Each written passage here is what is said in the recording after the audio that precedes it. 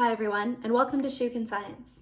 In this video, we'll talk about some of the main differences and different types of active and passive transport.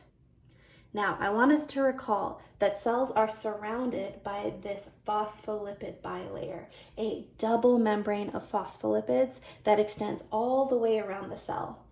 And in addition to having some phospholipids, the bilayer also has some different proteins embedded. We call them integral or transmembrane proteins. Now, both phospholipids and proteins have different chemical compositions, meaning they're able to interact differently with different molecules. And that gives the cell options in terms of how it wants to move things around. This is why cells are selectively permeable, because it has a few different ways to move molecules in or out. Now, the strategy that a cell chooses will depend on whether it wants to achieve equilibrium with its surroundings or whether it wants to maintain a concentration gradient. So we're going to start with some of the options it has in terms of passive transport or achieving equilibrium. So we're going to take a look at these orange molecules, which you'll see here are going to represent solute or a solid of some sort. You can think of like salt or glucose or something like that. Now, if the cell wants to have the same concentration of that solute inside as opposed to outside, then it can choose between three options of passive transport. Passive transport will always allow ions, like solutes, to move from high to low concentration. So if those solutes are small enough, and if they are chemically compatible with those hydrophobic tails, they can actually just move directly through the phospholipid bilayer itself. So one at a time, molecules will move through that membrane until eventually they are at equilibrium with the outside. And then movement stops. That process is known as simple diffusion.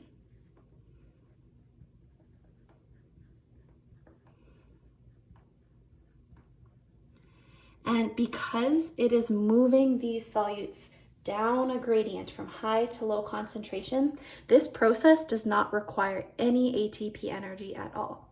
It would be like if I took a soccer ball and threw it into a river. Well, in order to make it flow down the river, I don't have to apply any extra energy. It just kind of goes with the flow or goes with the current. That's exactly how simple diffusion works.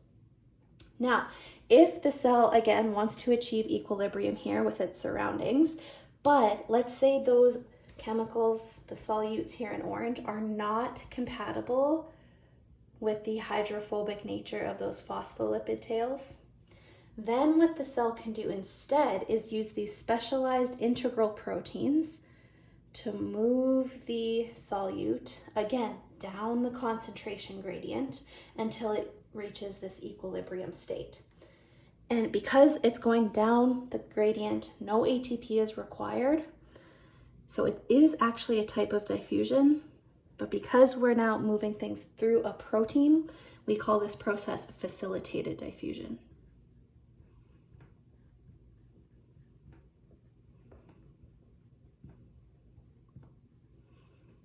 Okay, so the cell has two options in terms of how to move those solutes around, depending on whether they are able to interact with the phospholipids or not. Now, let's say those molecules cannot move in either way. So let's say this membrane is completely impermeable to whatever that orange solute molecule is, meaning it can't go through the phospholipids and it cannot go through this integral protein. Well, the cell has one last option, and that is referred to as osmosis. If the cell really needs to achieve equilibrium state, then what it can actually do is move water across the membrane. But of course, water molecules themselves, which I've drawn here in blue, can't go directly through the phospholipids because the tails are hydrophobic. They're going to repel the water. Instead, the cell can use another type of integral protein known as aquaporins to move the water around as needed. And so in this case, water is going to move in a direction that balances the concentration gradient. If you count up all the blue triangles here, you'll notice there's an equal amount of water inside versus outside the cell. However, outside has more of these orange solutes, so it is more concentrated. Well, if the cell wants to balance that concentration gradient, it can start moving water molecules out through aquaporins. And so eventually, okay, I'm actually not going to count and do the math here, but let's pretend I've moved enough. But eventually, it will continue moving that water until there is the same ratio of solute to solvent inside the cell as outside the cell. And so that is osmosis. It still does not require ATP. It still allows the cell to achieve equilibrium, but instead of moving solute, it's actually moving water molecules to balance that concentration gradient. And it's actually really easy to tell if a cell is doing osmosis because as water leaves the cell, this cell is actually going to shrivel up in size. So moving water around will change the volume of the cell as it becomes more concentrated. And then the volume of water outside the cell will obviously increase as water moves out. So with osmosis, because it's moving water molecules, we see changes in volume. Whereas for both types of diffusion, we do not see the cell growing or shrinking in size. All right, I've reset the diagram here because now we're going to shift gears a bit and talk about active transport. Now, there are some cases where the cell does actually not want to reach equilibrium with its surroundings. Instead, it wants to maintain a concentration gradient, meaning it wants to have a really high concentration of something inside or a really low concentration of something, or vice versa. And so in order to make that happen and cause things to go against their gradient, the cell is going to use active transport. And that means since we're going against the current from low to high concentration, it's going to require some energy. And for the most part, it's going to require one of these membrane proteins. Okay, so most types of active transport are facilitated by proteins.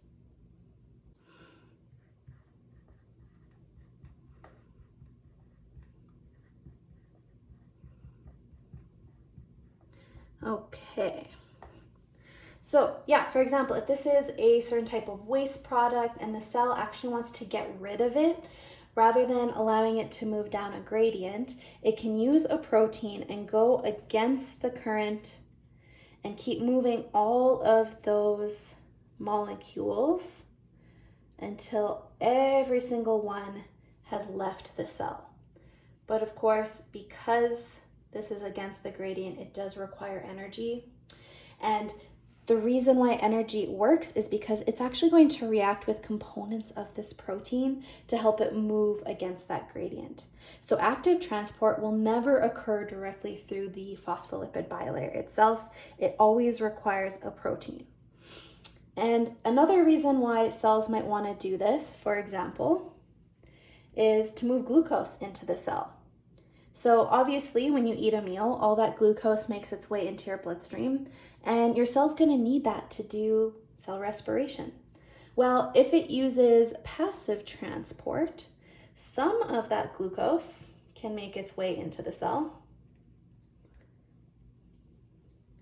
but eventually it's going to reach equilibrium with the outside, and so then some of that glucose is going to get trapped in your blood.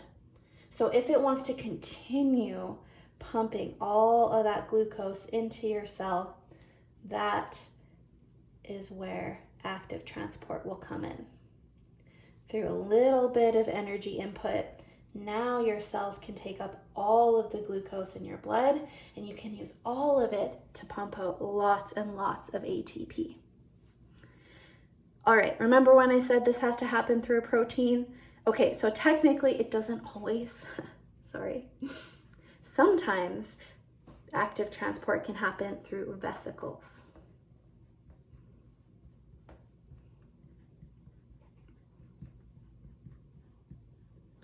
It still cannot move directly through the phospholipids itself. However, if, for example, your cell wants to get rid of a bunch of this stuff all at once, rather than, going one at a time to pump it out of the cell with ATP, what it can actually do instead is it can encircle a whole bunch of molecules all in a vesicle. Now, vesicles have the same composition as the phospholipid bilayer. They're made up of phospholipids. And then it can basically fuse that vesicle with the membrane itself and then release all at the same time all of those molecules out that it wants to get rid of. We call this exocytosis. And it's a form of bulk transport. So again, the advantage here, even though it still requires ATP, is that it can get rid of lots of things at once instead of moving them one at a time through a protein. And the opposite can also happen. If the cell wants to take in a whole bunch of molecules all at once, it can use the same idea but backwards, known as endocytosis.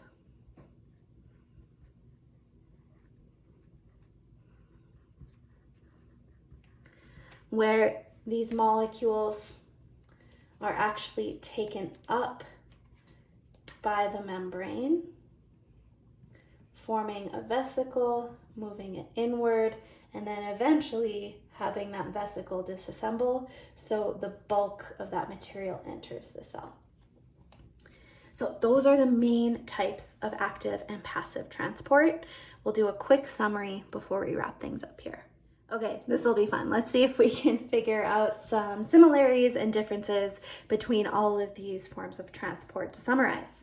So obviously, facilitated, simple diffusion, and osmosis are all forms of passive transport, meaning they don't need ATP, and they're going to be used by the cell to achieve equilibrium. Now, simple and facilitated diffusion have some similarities, obviously, in that they move solute, so solid particles, whereas osmosis is unique in that it moves solvent or water. So it is the only form of transport that is able to move water. What else? Oh, facilitated diffusion and osmosis, they move their particles through proteins in the phospholipid bilayer.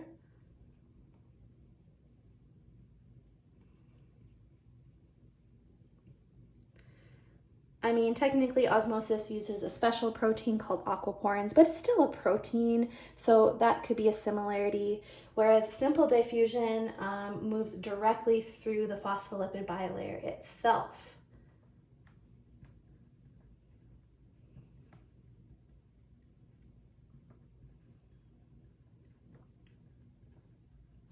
And then another thing that we could think of them having in common is that because simple and facilitated diffusion are moving solute, they are not changing the volume of the cell. So no change in cell volume. Whereas osmosis, because it's moving water, it does lead to a change in the volume of the cell. Okay.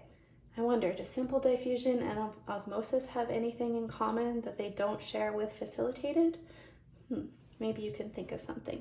Same with facilitated. I don't know if there's anything that's really unique to it other than it uses different protein types as osmosis. Maybe you can think of some. Moving on then to our two different categories of active transport.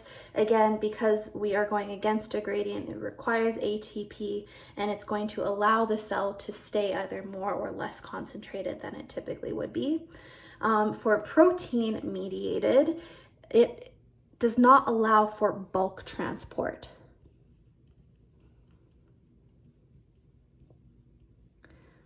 Right, so endo and exocytosis were our examples of vesicle-mediated transport, and they really just allow for things to move all at once using vesicles, whereas proteins, they really just allow solutes to move one at a time, or no bulk transport.